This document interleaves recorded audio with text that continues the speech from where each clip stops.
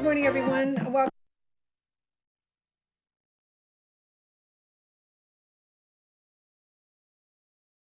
Is solar collection systems that would allow them without having to amend a site plan. Mr. Zions.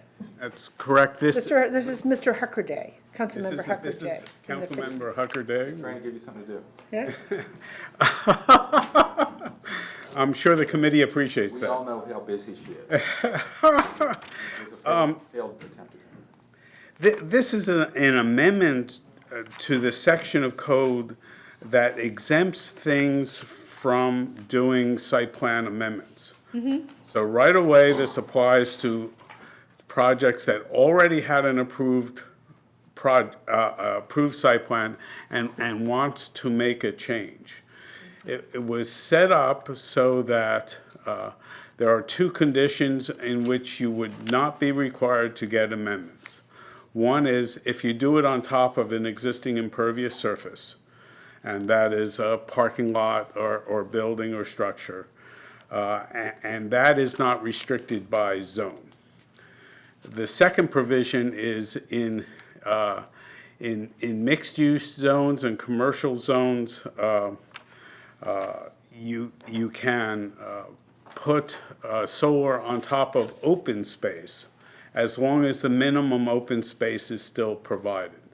When people do site plans, a lot of times they well exceed the minimum open space on an area, and there is, if you will, open space not required by code that under this provision would allow you to put in solar facilities. The council had recently done some work on solar as a primary use, and there it put in some provisions that had protections from abutting to residential neighborhoods. So you required minimum setbacks, you required non-reflective solar on it, and there were those types of conditions. That's on page 3 of my memo. As drafted, this does not have any of those protections. I don't think it would harm the industry at all, and might add something to help neighborhoods if you added the provision to have it be anti-reflective, because the other way to do solar is mirrors too. So this would not allow you to do a mirror. It would be more thermal or electrical than reflective. That's really the recommendation that I had to change. The planning board recommendation was somewhat interesting. They said, this is all fine, just do it as a minor site plan amendment, which could possibly be done administratively. It seems to me that would add considerable expense to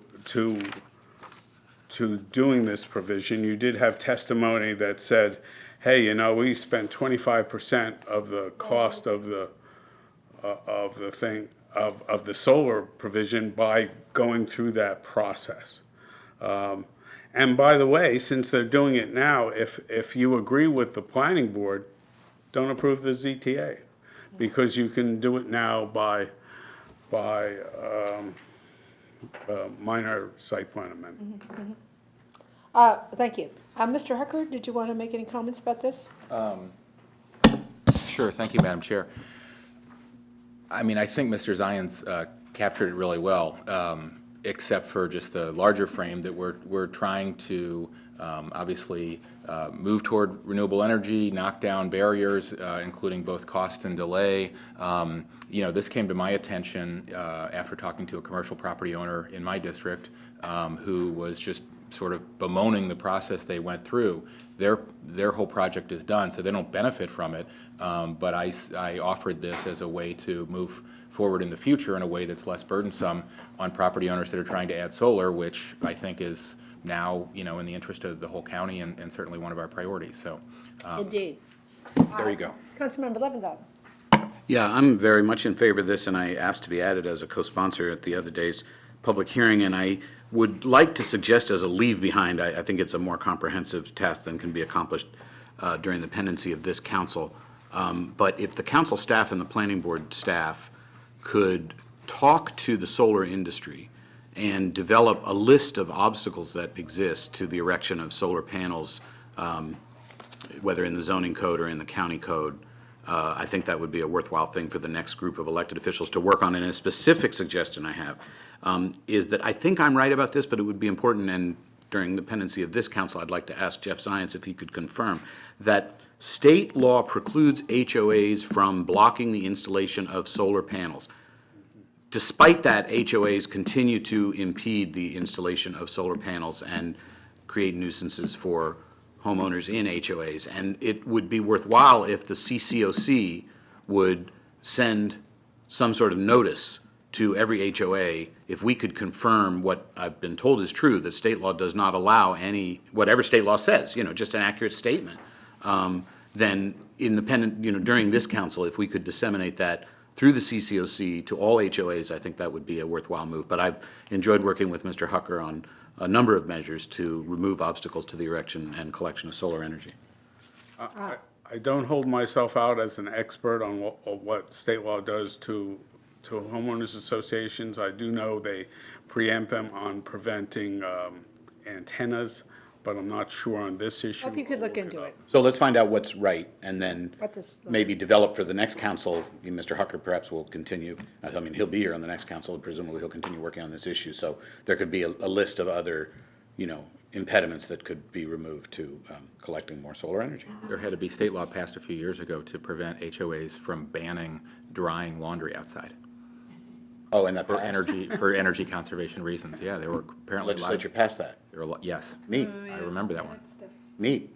A lot of HOAs that thought that was Yeah, unseemly. just make sure to take it in before it rains this weekend. Indeed. Okay, well, I support the legislation as proposed. Colleagues, It's very, I don't think we need any further amendments. No Do we? anti-reflective? No, I think we're good. Okay, 3-0. Thank you. Thank you. 3-0, okay. In that spirit of support and enthusiasm for Mr. Hooker's lead, let's take up the next one, landscape contract. The next one might be yours. Yeah, that's our joint project. This is landscape contractors. Again, the council just conducted its public hearing just 2 days ago. None of the there was no negative testimony on this at all. The planning board and planning staff endorsed this idea. They were asked by Yes. by council member Hucker and council member Florine to look into this issue and how to resolve it. Their finest recommendation, which employs me and I appreciate, was to do a zoning text amendment. That text amendment really had two aspects as it was introduced. The first was to change the definition of landscape contractor, and this is on circle page 3. It's always interesting to me when we have a definition that includes the word we're trying to define. So we were formally defining landscape contractor as something that involved landscaping. Not very helpful. So if you define out what landscaping is, you come up with more activities. And these activities will allow the hearing examiner, who may someday need to approve a conditional use, as to what is permitted and not permitted. So it's far more specific in its listing of things. And by the way, it satisfied the criteria that park and planning staff was looking for to resolve this situation. Luckily, we get to define common sense. Apparently, The it's problem with common sense is it's not common. Otherwise, it wouldn't be remarkable when somebody had common sense. Gee, they have common yeah. sense. But That's I a whole digress. Okay, so that's one part, non-controversial. That is a good thing. It applies to all landscape contractors. It doesn't change the use table at all. It only changes the definition. The next aspect of it is a grandfathering provision that says if you were in operation before the adoption of the new zoning ordinance and you do not expand, then you do not need a conditional use. To me, the council determines what is legal and not legal. This type of retroactive making something legal, I don't think is particularly good practice. The council has done it before. The council did do it in the so-named lawn sharpening center. I forget, Pat's Lawnmower, there was another ZTA that in the same area that concerned this.